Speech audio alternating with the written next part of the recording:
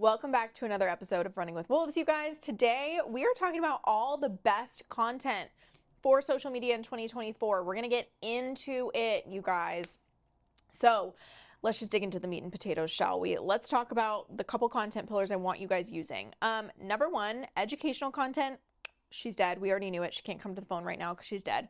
So let's talk about why I think she's dead and what I mean by educational content is dead, because I've been getting some questions from you guys on TikTok about how it feels like we're creating educational content, but we're saying educational content is dead. Let me let you in on a little secret. What I mean by educational content is creating content that's like 3 tips to go viral, and you give 3 tips and that's it. That kind of content is dead. No one cares about your 3 tips to go viral because I can literally Google 3 tips to go viral and follow them and probably go viral, or look at a million other people's TikToks about how to go viral and figure it out. Educational content does nothing to differentiate you from your competitors. It does nothing to create raving fans for your brand or your business out of your followers, and it does nothing to create sales for you. So if there's one thing we're not gonna do on social media in 2024, it's exclusively educate. Now, do I give educational information in my content on TikTok? Yes. Do I also use that as a jumping off point to talk about the solution that our services offer in regards to the topic I'm educating on? Yes. So while we're providing value, we are also differentiating ourselves from our competitors. We are also showcasing our level of knowledge and expertise and authority. And we are also solution selling. So don't get it twisted when I say educational content is dead. I still believe in providing value, but exclusively educational content does absolutely nothing for your brand, your business, or your sales in 2024, and should have no place in your content strategy. That's just my thoughts.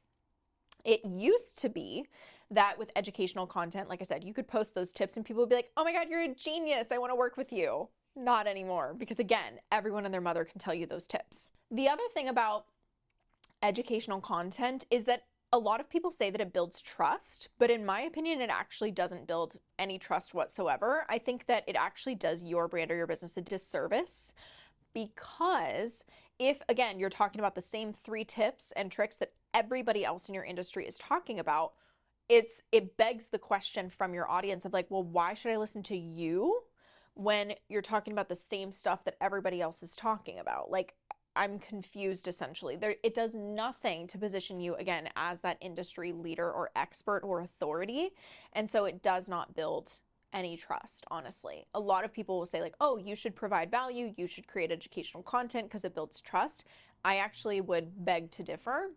And I actually think that it does the opposite and does your brand, your business, and your sales a disservice. So let's talk about what I think you absolutely should be doing in your content in 2024. Now, this is something we did in our content in 2023 and something I would always recommend doing because I actually don't think that this is ever going to change, and that is solution selling. It is extremely important for you to be selling in your social media content. We have our Wolf framework for a reason, which is attract, warm, convert. Again, let me repeat the last phase, convert. So many of you guys are out here trying to go viral and engage your audience, and then you're like, I don't get why I'm not seeing sales. You're not even selling. You're not even selling to your audience. And if you are selling, you're like, hi, here's my product, please buy it. And it's like, oh my God, okay, wow. That was too much, honestly.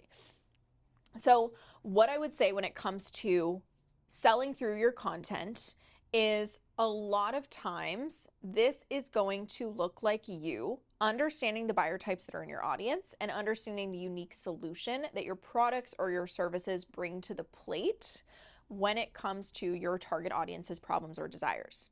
If you can sell that solution through the lens of your buyer types in your audience, in your target audience, you will have no problem creating sales 24/7.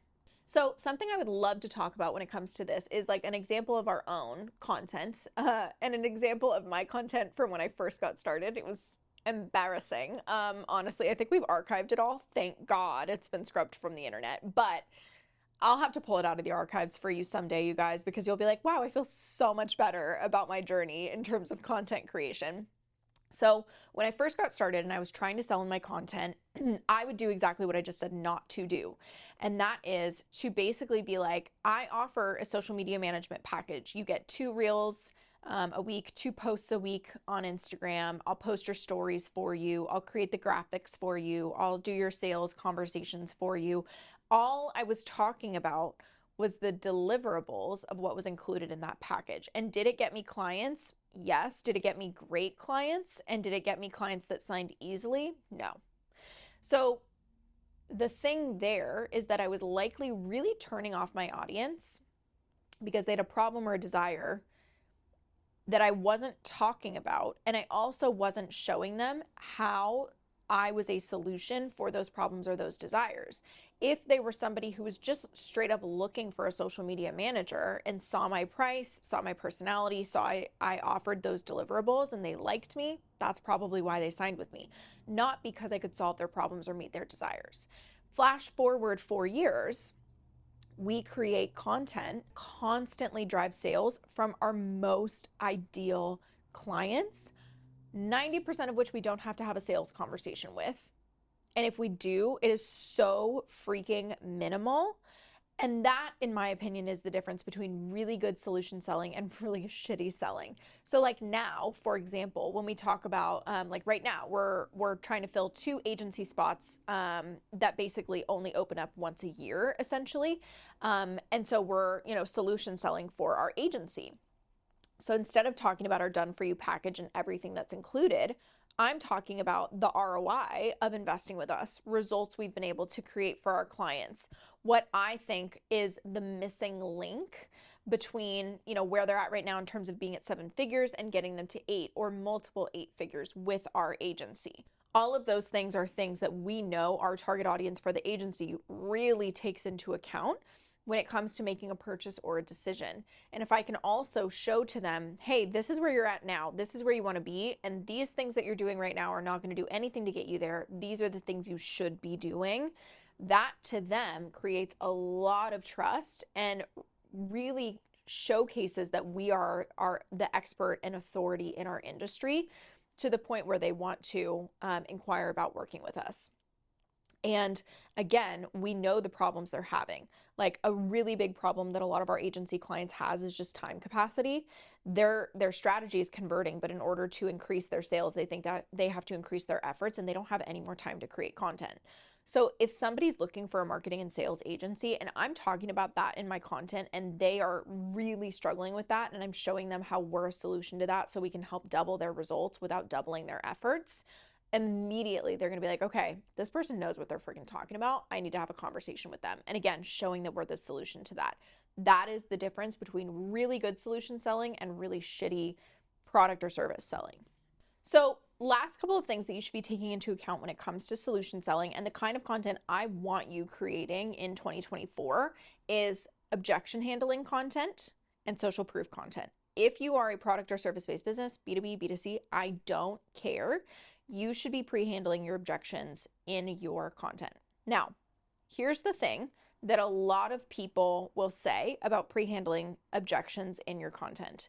There are 2 camps when it comes to this, people who support this and people who say that it's bro marketing. You're going to be attracting people who aren't ideal clients, who aren't ready to do the work, who aren't a good fit for your products or services because you have to sell them.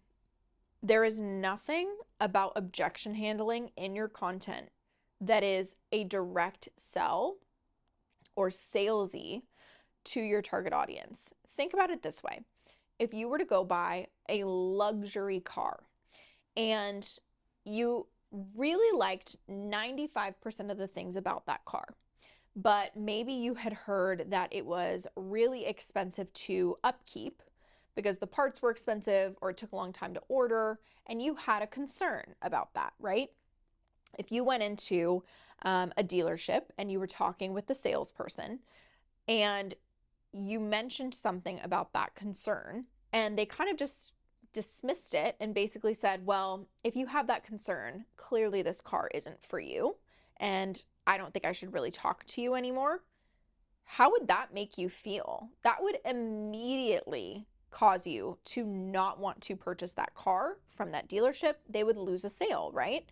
Versus if you went into that same dealership and they said, what are some of your concerns, if you have any, about this car? And you mentioned that and they go, oh, that's totally understandable. A lot of people have actually heard that from like Google searches or things like that. And here's kind of like overall my thoughts about this. You know, if you compare it to another car in terms of like, you know, cost of upkeep, you'll find it's actually pretty standard, blah, blah, blah. You know, here's our pretty regular timelines in terms of ordering parts. Here's, you know, our bundle that includes maintenance, blah, blah, blah. And they handled that concern. And they asked you, do you have any other concerns? If that was the only thing that was holding you back from the car, the fact that they pre-handled that concern with you without you having to bring it up builds a shit ton of trust, number one, and probably just made the sale, number two.